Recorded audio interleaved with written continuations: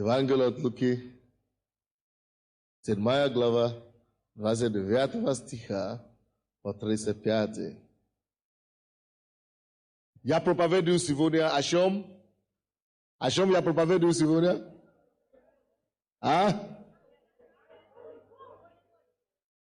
Как называется правильно? Не отвергай волю Божию на твою жизнь. Вы слышали? Не отвергай волю Божию на твою жизнь. На прошлое воскресенье мы выяснили некоторые вещи, мы установили некоторые факты. Во-первых, братья и сестры, кто бы ты не был, из какого дома бы ты не вышел, не важно, какая бы у тебя была судьба в миру, удачная или неудачная, не важно, насколько на тебе уже поставили крест, не важно, как ты о себе думаешь или как другие о тебе думают. Факт, который идет с неба, заключается в том, что есть определенное намерение, планы и цели, есть предназначение жизни или для жизни каждого человека, кто бы он ни был.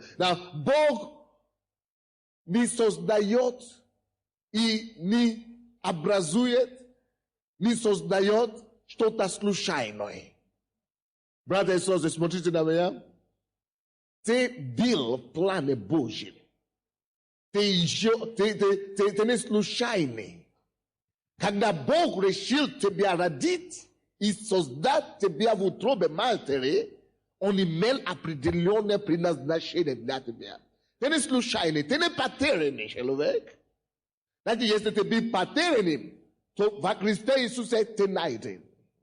Значит, если ты был безнадежный, во Христе Иисусе надежда восстанавливается. Значит, если ты был несчастным, то счастье ждет тебя во Христе Иисусе. Потому что Божье предназначение, если ты не отвергнешь его, оно сбудется в твоей жизни. Когда я был маленьким, у нас трагедия огромная случилась в семье. Наш старший брат, он был доктором наук, он был заместителем министра иностранных дел нашей страны. Но он был молодым человеком, 35 лет. И второй после него тоже был, он один из, он тоже ученый в области экономики, он работал в Министерстве экономики. Еще одна сестра, которая старше всех их, она была почти миллионерка. Но за 6 месяцев они все три умерли. За 3 месяца, за 6 месяцев, они все остались только мы, дети. И когда мы потеряли все, и когда я рос, вы не можете себя представить, как я рос. Мы имели все раньше. Меня возили в школу на машине и так далее, собрали в школе на машине. Но после этой трагедии, наша мама вообще выбила, она вообще, я не знаю, что, она вообще не могла стать год. Такой просто. И мы остались дети дома, мы не работали, никто не мог кормить нас. Мои братья, которые учились в старшей школе, они не могли учиться, некому платить за учебу.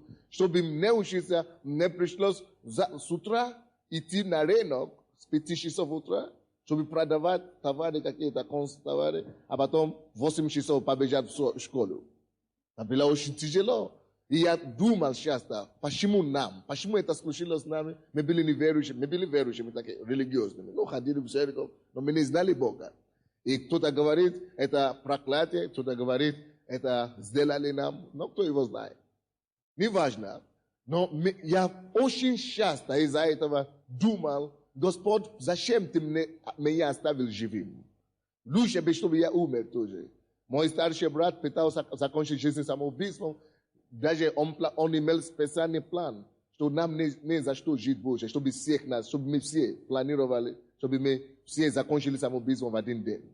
4 детей, которые остались из семьи. И мы планировали это для нас. Потому что уже нету смысла в жизни. Было. Самый старший из нас, он был только в школе. я был маленький вообще. И то есть все было потеряно. И часто я думал, Господь лучше было бы, чтобы я не жил. Не лучше, чтобы я был умер. Была такая тяжелая жизнь. Оказывается, что не важно, как тебе тяжело в настоящее время. Не имеет значения, насколько дьявол атакует тебя. Если ты сможешь только видеть то, что Бог видит относительно тебя, ты будешь улыбаться. Если только ты сможешь смотреть на Бога и держаться за Него, и искать Его планы и предназначения для твоей жизни, то опять ты станешь, и ты поднимешься, и ты станешь главою, а не хвостом. Если только ты сможешь узреть и видеть Божье призвание, если только ты сможешь видеть то, что Бог видит, дорогой мой, если ты не сбросишь его, если ты держишься за него, дорогие мои, он есть Бог, который поднимает, он не унижает. Он есть Бог, который очищает, он не делает грязным. Он есть тот Бог, который исцеляет, он не делает больным. Дорогой мой, он есть тот Бог, который освобождает, он не тот Бог, который связывает. Он есть тот Бог, Господи, который дает предназначение. Он не есть тот, который вводит в заблуждение. Он есть тот Бог, который заботится. Он не есть тот, который покидает. Он есть тот, который ставит сил в жизни, в хаосе. Он не есть Бог, который приносит хаос. Нет, он есть тот, который приносит оазис. Он не приносит пустыни. В твоей жизни он принесет изменения. Только если ты сможешь смотреть на него и сказать: Господи, я буду искать твое лицо. Ты есть мое желание. Если даже весь мир против меня, даже если все не получается, я буду все равно держаться за тобою, потому что ты поставишь мне свет в конце моего туннеля. Не важно, как темно в твоей жизни сегодня, не важно, какой мрак у тебя в жизни сегодня, дорогой мой, если ты дождешься, утро придет в твоей жизни. Да, может быть, твоя ночь долгая, но... Иисус!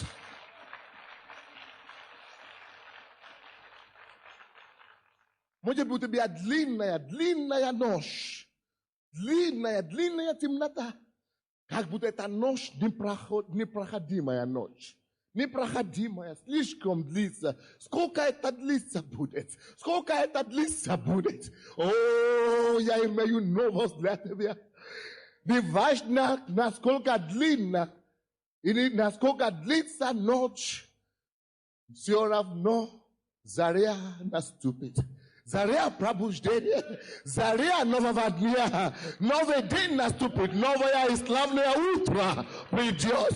Дорогой мой, ты не имеешь права бросить это все. Ты не имеешь права разочароваться. Ты не имеешь права, не доверяться Господу. Ты не имеешь права отойти от Него. Ты не имеешь права сказать, что у тебя ничего не получится. Нет, ты, может быть, проходишь через ночь, но дожди твоего утра. Есть утро для тебя во Христе Иисусе. Есть заря для тебя во Христе Иисусе. Есть заря исцеления. Есть заря пробуждения. Есть заря освобождения. Есть заря нового дня. Есть рассвет, который Бог готовит для тебя. Только держись за Него. Ищи Его волю. Ищи Его предназначение для тебя. И скажи Ему: Господь, я буду держаться, чтобы это не стало, как бы я себя не чувствовал. Господь, я тебя не оставлю. Ты меня не разочаруешь. Ты меня не оставишь. Ты поднимешь меня, и ты исполнишь твою волю в моей жизни.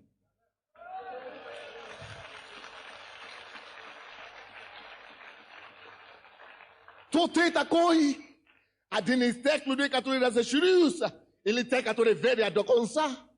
То ты такой, один из тех людей, которые покидают рейс на полпути, или те, которые совершают свою гонку. То ты такой, тот, который разочаруется, или тот, который верит до победного конца.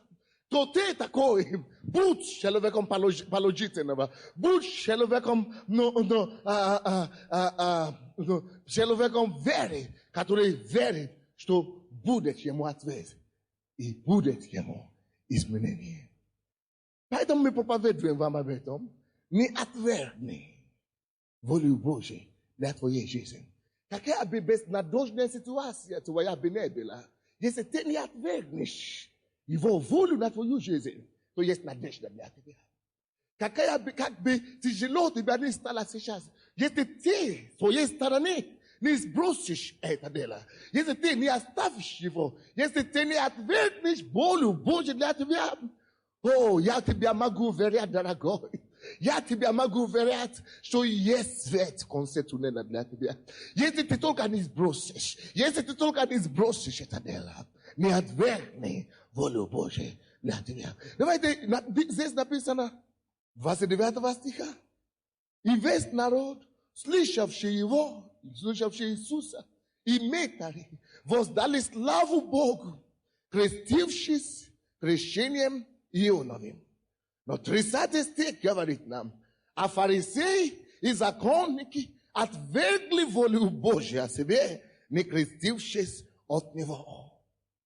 Но фарисеи и книжники отвергли волю Божию для себя, не крестившись от него. Братья и сестры, в 29 стихе написано, что все, слышавшие его, все, кто слышал Иисуса, даже и метари, воздали славу Божию. Now, если вы знаете, что такое метар, тогда это самые последние люди, которые могли прийти к Богу. Не было шанса для них. Никто не думал, что какой-нибудь метр сможет прийти к Богу. Потому что метры, они были как налога. Это те люди, которые собирались налоги. А в то время, если ты метр, ты собираешь налоги, они все были коррумпированные, или как мы говорим, коррумпированные. Они жили нечестной жизнью, они вымогали деньги у людей. Они просто все люди знали их как грязные люди. Это как мы говорим сегодня о тех, которые в торговле работают, что не могут быть честными. Но даже тех людей, или как мы говорим о рекетёре, люди, которые вымогают деньги у людей. Вот. Эти метры, люди все знали, что с ними вообще ничего не выйдет, что они вообще не могут прийти к Богу. Почему не могут прийти к Богу? Потому что есть соблазн для них, слишком много соблазна со стороны денег. И Библия говорит, когда Иисус проповедовал, что даже что все люди прославили Бога, все люди приняли волю Божию для их жизни, это нормально. Но чтобы и метры пришли к Богу, чтобы и метры получили освобождение, чтобы проститутки получили освобождение, чтобы они получили очищение, чтобы они начали служить Господу, никто этого не ожидал. Никто абсолютно не ожидал этого. Никто не ожидал этого, потому что они их считали слишком грязными, слишком безбожными, слишком такими потерянными. Вроде бы они никогда не могли. У них не было шанса. Нет шанса для спасения, нет шанса для исполнения воли Божьей. Но, братья и сестры, новость, благая весть заключается в том, что каждый спасется. Каждый имеет шанс на что-то в этой жизни, только если он не отвергнет волю Божью на его жизнь. Каждый имеет шанс поменяться выше головы, выше моря, выше уровня моря. Каждый имеет шанс выжить. Каждый имеет шанс иметь и добыть что-то в жизни. Братья и сестры, не важно, сколько вам лет, пожилой или молодой, поверьте мне, что с Богом у тебя что-то получится. Поверьте, бросьте Богу вызов. Каждый имеет шанс преуспевать. Каждый имеет шанс реализоваться. Каждый имеет шанс, если он не отвергнет волю Божью. В 30 стихе мы видели, что единственные люди, которые не получили спасение, которые не воздавали славу Богу, которые жизни не изменились, были тех людей, которые отвергли волю Божию на их жизнь. Законники и фарисеи. Прошлое воскресенье мы выяснили, кто такой законник, кто такой фарисей. Они сознательно отвергли волю Божию, потому что они хотят продолжать жить так, как они жили. Если ты пришел в церковь, ты живешь с человеком не расписанный, Библия говорит, что это блуд, это грех. И мы тебе говорим, ты пойдешь в ад, если ты будешь продолжать так жить, а ты говоришь, я хочу продолжать жить так, как я умею жить. Я все так живу, я буду так жить. Ты умрешь очень быстро. Ты умрешь духовно, и ты умрешь телесно тоже. И такой человек не может иметь предназначение Божье исполнить свою жизнь. Вообще, другие направления тоже. И Библия говорит, человек, который, будучи исправляемый, ожесточая свою шею, то он умрет внезапно. И не будет ему исцеления. Не будет ему исцеления. И фарисеи были такими же людьми. Они сказали, мы так жили все время, мы привыкли так жить, и никто нас не изменит. Этим они отвергли волю Божию на свою жизнь. Но если даже метары могли получить спасение, то есть шанс для меня и для тебя. Скажи соседу, есть шанс для тебя. Есть шанс для тебя. Есть шанс. Не отвергни волю Божию для твоей жизни. Не отвергни. Не отвергни. Не отвергни волю Божию. Есть конкретное предназначение. Есть конкретное призвание, которое он имеет для тебя. И что Иисус говорит об этих людях, он огорчился о них. Потому что Иисус знает, что он дает только жизнь. Иисус тебя не повредит, если ты будешь доверяться ему свою жизнь. Он тебя не принесет вред. Он только принесет тебе улучшение. Он тебя не принесет болезнь. Только может быть и здоровье. Человек, у кого сердце болит, в зале сейчас Господь исцеляет вас. Положите руку на сердце. И давайте откроем, пожалуйста, Евангелие от Иоанна. Евангелие от Иоанна, 16, вернее 3, 34. Евангелие от Иоанна 3, 34. Кто такой Иисус? Иисус, Сын Божий. Иисус тот муж, который был помазан без ограничения. Иисус, Библия говорит, что, вы знаете, какой бы человек не был помазанный, проповедники, мы имеем меры помазания, мы имеем духа меры, мы имеем способность, кто-то имеет такую способность, кто-то имеет такую способность, кто-то такую, кто-то другую. То есть мы ограничены в наших способностях, в наших духовных дарах. Но когда речь идет об Иисусе, он не без ограничений. Библия говорит нам, он здесь жил не как Бог, он здесь жил как Сын Божий, как человек. Но помазание, которое было на нем, было без ограничений. Now, даже, смотрите на меня, слушайте. Даже Иисус, который был помазан, это человек, который положил руку на сердце за исцеление. Не просто положите руку. Возьмите, скажите, Господь, я беру мое исцеление. Я беру мое здоровье. Просто возьмите это. Потому что Бог исцеляет. Вы положили руку, но вы не брали. Возьмите верой, что Господь, я беру мое исцеление. Господь, я запрещаю это сердечный приступ во имя Иисуса. Я молюсь и постановляю исцеление. Аминь. Короче, Иисус имел все помазания. Но несмотря на уровне его помазания и силы, даже он не мог заставить людей поклоняться ему. Вы слушаете меня? Даже это огромнейшее помазание, оно не могло заставить людей прийти к нему. А это огромнейшее помазание не могло заставить людей поклоняться Иисусу. Вы слушаете? Поэтому многие из вас, которые думают, может быть, если будет у меня чуть-чуть больше помазания, может быть, я пойду, я буду более серьезный за Богом. Это от тебя зависит. Знать волю Божию и исполнить волю Божию в своей жизни или нет, зависит не от Бога. Бог уже тебя зовет, Бог уже тебя спас, Бог уже дал тебе слово Божие, Бог тебе дал церковь. Ты должен принять какое-то решение, ты должен заинтересоваться в этом. сам. Что Господь, я хочу познать тебе на все 100%. Я хочу углубляться в мое познание тебе. Я хочу знать, какие воли и намерения ты имеешь для меня.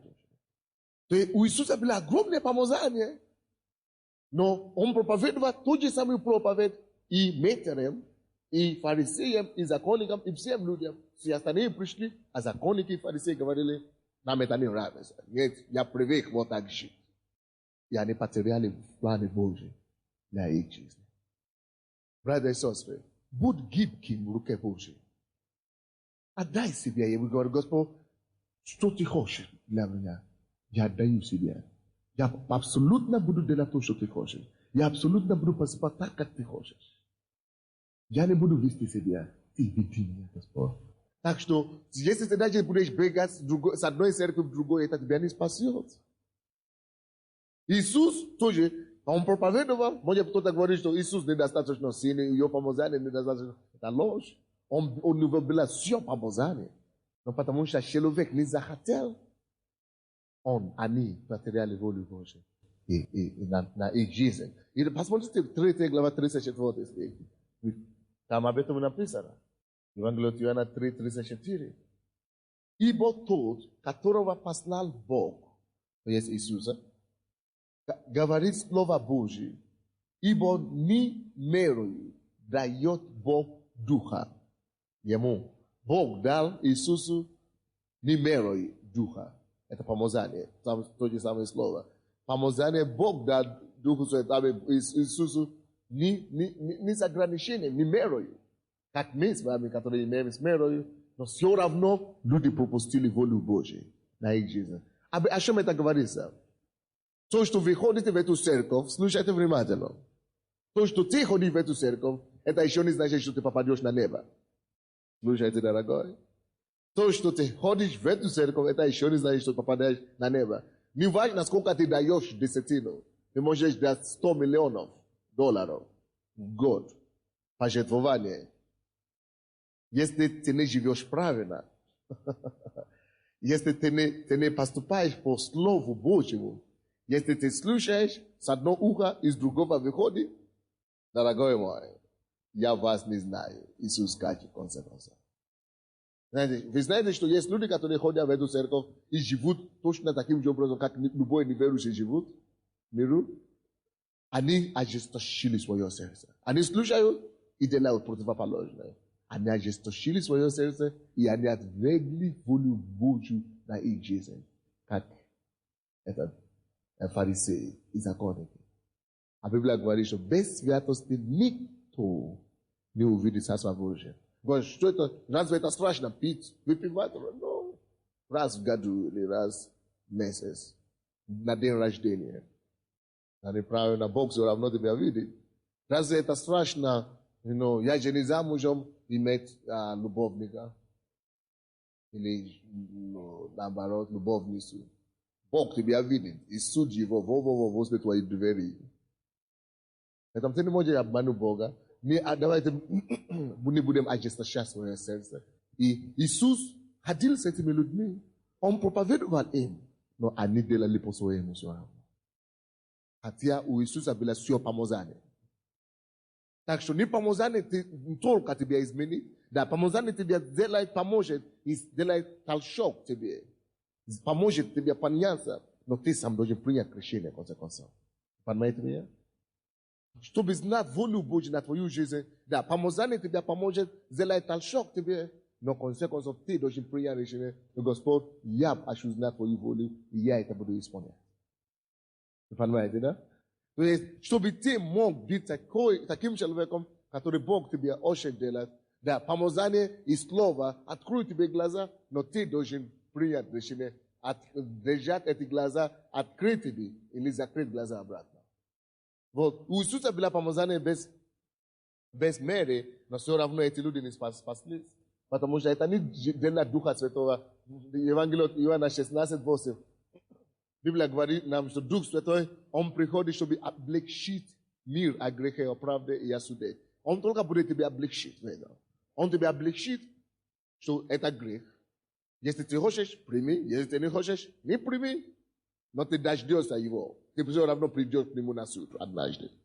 Он тебя облегчит оправдой, что вот правда. Иди по этому пути. Если ты хочешь, пойди по этому пути, по нему. Если ты не хочешь, не иди. Но однажды ты вернешься к нему, ты попадешь к нему. И он скажет, ты слышал это или не слышал? Ты слышал. И сказал, что ты проповедники, и я, и Библия, все, мы дураки все. Поэтому на тебе твой суд. И я суде. Поэтому говорит, что суд будет. Дух Святой, он тебя покажет, он тебя облегчит в этой правде. Но ты, в конце концов, принимай решение, поступать по тому слову или не поступать по тому слову. Аминь. Давайте откроем Евангелие от Иоанна 5 главу. Евангелие от Иоанна 5, 40 стих. Что Иисус говорит о таких людей? Иисус очень жалко, и ему очень просто жаль.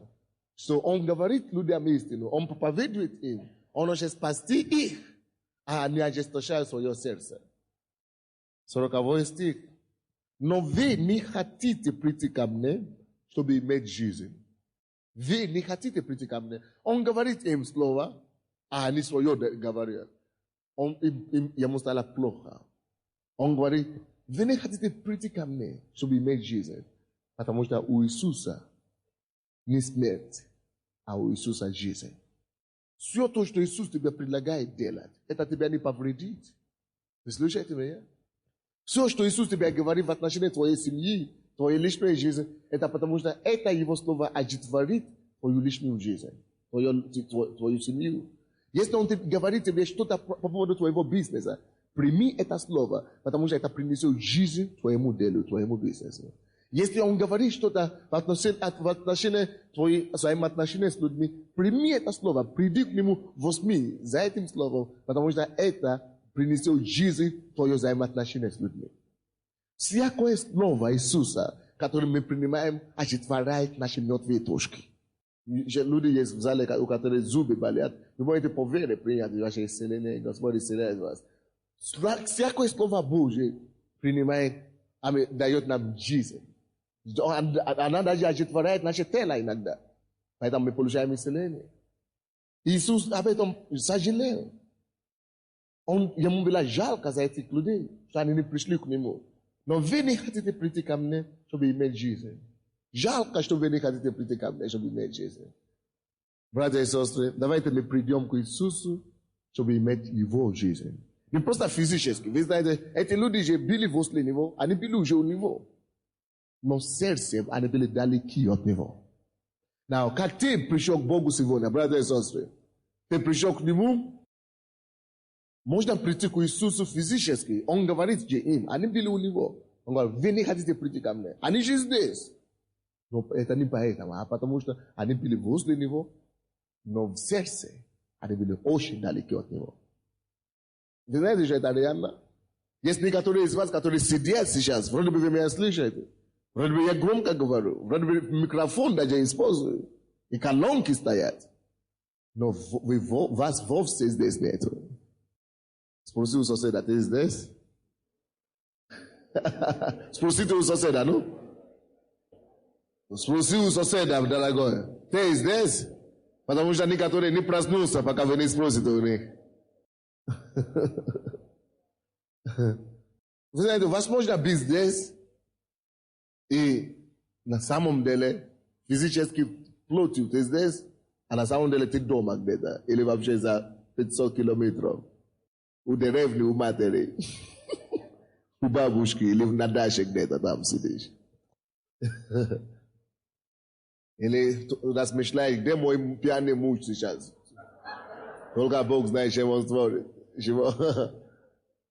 Человек, у кого бронхит болит, пожалуйста, бронхит, у вас серьезное положение с бронхитом. Бронхит легких, положите, пожалуйста, руки, Господь исцеляет вас. Господь, спасибо. Господь, убери эти болезни, Господь, во имя Иисуса Христа. Аминь. Так что давайте придем к Иисусу с сердцем. Не просто видимость, что вроде бы мы здесь. Давайте придем к Нему, чтобы иметь жизнь. Он дает жизнь. Деяния апостолов 20. Деяния апостолов 20, 24. Деяния апостолов 20, 24. No ya ni nashto ni ziriayo. Ili daraju svojeju жизни. Только без радости совершить поприще мое и служение, которое я принял от Господа Иисуса, проповедовать Евангелие благодати Божией. Вот человек, который не хочет отвергнуть волю Божью на его жизнь. Он говорит, я ни на что не взираю. Я не дорожу даже своей жизни, чтобы с радостью совершить свое поприще, чтобы исполнить служение, которое я принял от Господа. Братья и сестры, смотрите на меня. Поверь этому слову, потому что так оно и есть. Что есть у тебя призвание от Бога. Что ты сделаешь с этим призванием? Скажешь ли ты, как Павел, что я ни на что не взираю, только чтобы исполнить волю Божью на мою жизнь, только чтобы совершить мое поприще. Ты, твое поприще, то, что было отмечено, предназначено тебе здесь, на этой земле, ты совершишь или нет. Или ты только будешь гулять по жизни и умрешь, и тебя покоронят и пропадешь. Не дай Бог. Прими это решение для себя, как Павел. И скажи, Господь, не все равно, что это мне будет стоить. Не все равно, через что мне придется пройти, но я должен совершить свое поприще. Он говорит, я ни на что не взираю. Я даже не дорожу своей жизни, чтобы совершить волю свою. Что значит совершить волю Божию? Я вам дам пример о своей жизни. Когда я закончил университет, у меня была возможность, я знал, что я закончил красным дипломом, у меня была возможность найти хорошую работу. Это человеческая сторона. Предлагаю работу очень выгодно. Но я тоже знал что-то другое. Бог мне сказал, это не твое. Это профессию получил хорошо, конечно. Но я имею призвание для тебя. Твое призвание стать миссионером. Я знал в сердце своем, что я призван быть миссионером. С другой стороны, другие предложения всегда приходят. Мир предлагает работу или что-то другое. Я имел выбор. Идти заработать себе деньги и просто жить и гулять и веселиться всю жизнь, просто так прогулять всю свою жизнь. Или согласиться с Богом. Хотя у меня не была перспектива вроде. Если я стану проповедником, каким я буду? Кто его знает? Что будет со мной? Вроде не была перспектива, не была шанса. Но я знаю, что это есть Божье призвание. Может быть, в твоей жизни ты находишься в такой ситуации. В своем сердце ты знаешь, что Бог тебя призывает что-то делать. Может быть, не по поводу профессии, может быть, но что-то просто делать, которое от Бога. Бог это призывает тебя делать. И, может быть, нету хорошего перспектива там, лучше все равно поверить Богу. Когда я закончил, я говорю, Господь, было тяжелые условия, тогда я очень было, если по-человечески смотреть, лучше пойти работать и просто жить, как ты хочешь. Но поймите, братья и сестры, только я хочу отдать этот пример, потому что это касается меня и вас. Но когда я пошел, чтобы исполнить волю Божью, я стал пастором, и благодаря тому я с вами здесь. Представьте себе, что если бы я делал по-своему, я бы не был здесь, не была бы этой церкви, и, следовательно, вас бы здесь не было. Правда? Вы рады, что вы здесь сейчас с Богом? Благодаря чему это? Тому, что один человек послушался волю Божьей на его жизнь. Благодаря тому, что один человек сказал, я не взираю ни на что, я не буду взирать ни на что. Потому что один человек не взирался ни на что, и даже не дорожится своей жизнью, вот тысячи людей спаслись. Мы не знаем, сколько спасется, когда ты не будешь дорожить своей жизнью, и когда ты ни на что не будешь взирать. Может быть, столько людей спасется. И Божье. Поэтому прими решение совершить свое поприще. Прими решение совершить свое поприще.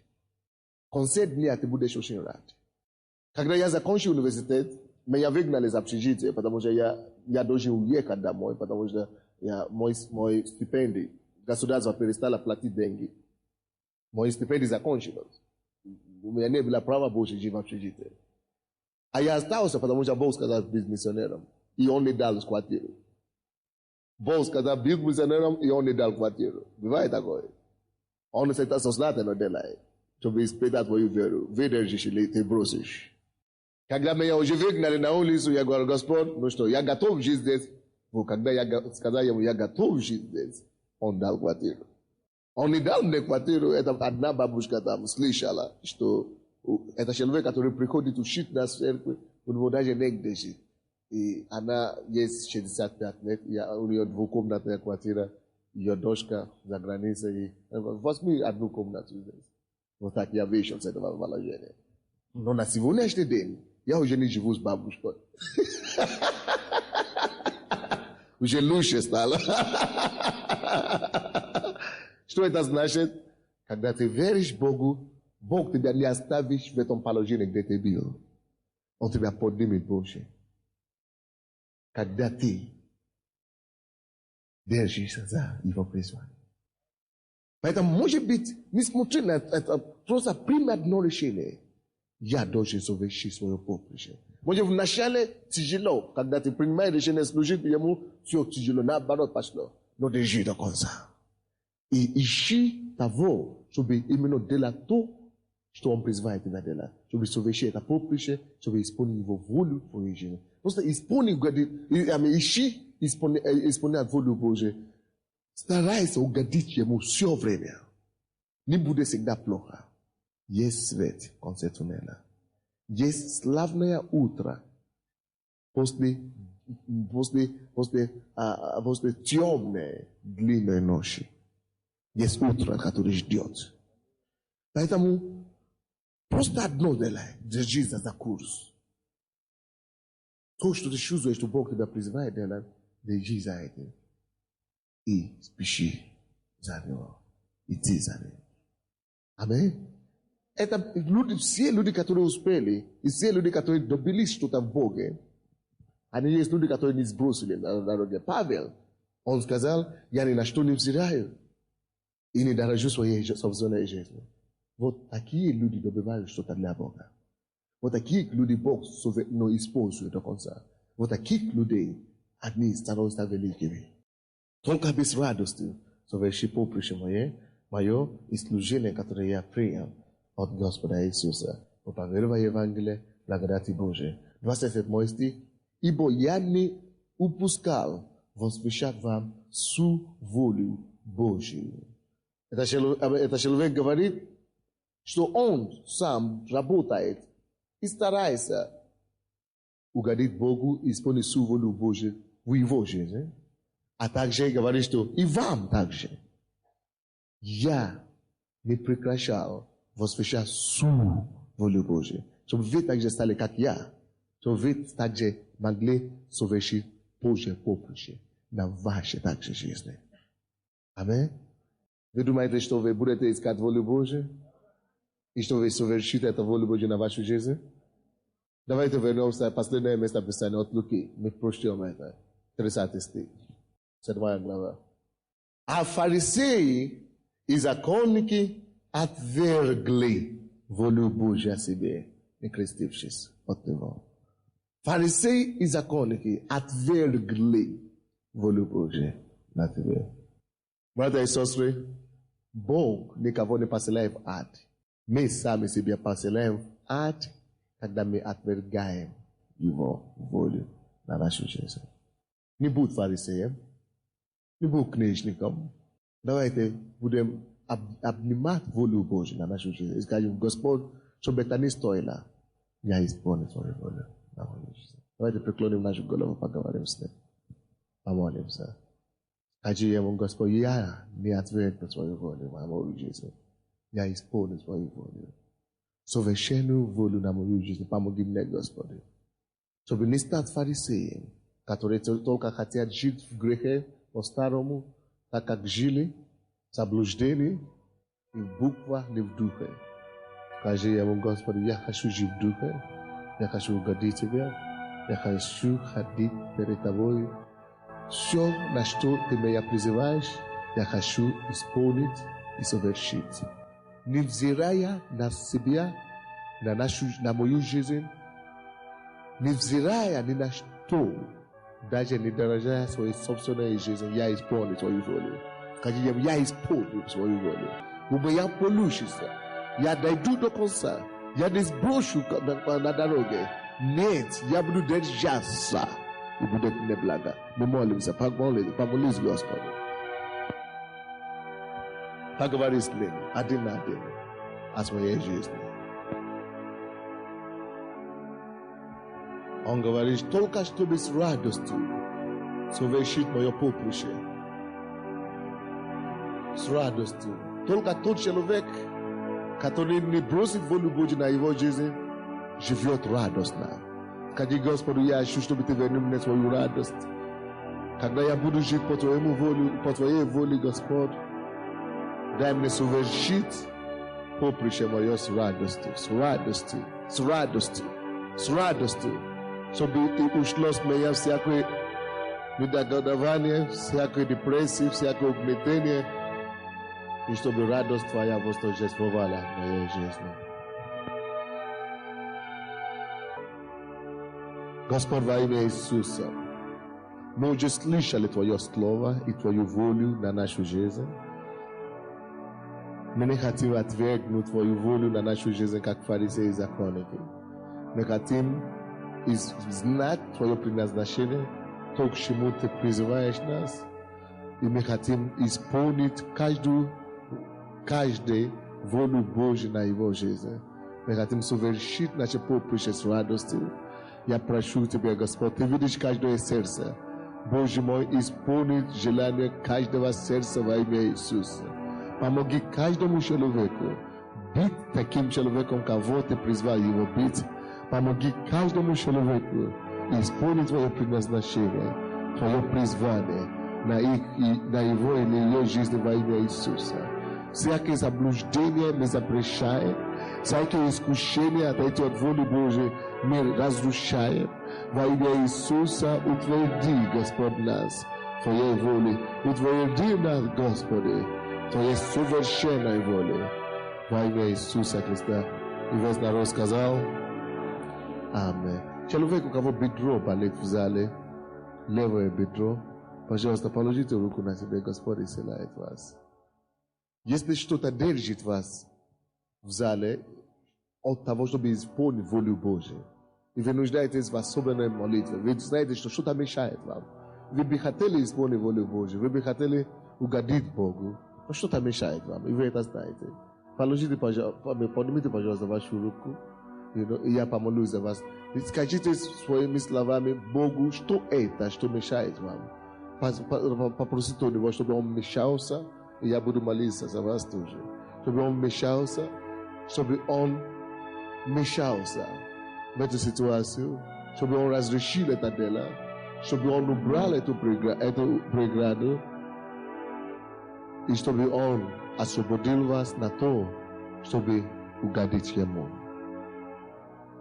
Попросите у Него об этом. Что стоит в преграде? Что стоит тебя на пути? Просил, чтобы Бог тебя помог и избавился от этого. Каждый просил Бога, проси по вере, и Он тебе даст. Проси, потому что каждый просящий получает. Только просящий получает. Проси, потому что только тот, кто ищет, находит. Только стучащему откроется. Господь, эти люди имеют желание исполнить Твою волю на их жизнь. Они хотят, но есть преграды. Они хотят, Господь, но есть проблемы. Господь, Боже мой, я прошу Тебя, пускай Дух Твой сейчас двигается над этими проблемами, над этими ситуациями. И я повелеваю, чтобы эти всем горам ушли прочь с их жизни во имя Иисуса. Я молюсь, Господь, чтобы Твой Дух разрешил всякие ситуации, чтобы всякие преграды были разрушены Тобою во имя Иисуса Христа. Всякое, что мешает, всякое, что останавливает братьев и сестер на исполнение воли Божьей. Господь, я прошу Тебя, вмешайся в этой ситуации и принеси Твое изменение так, чтобы они были свободными, чтобы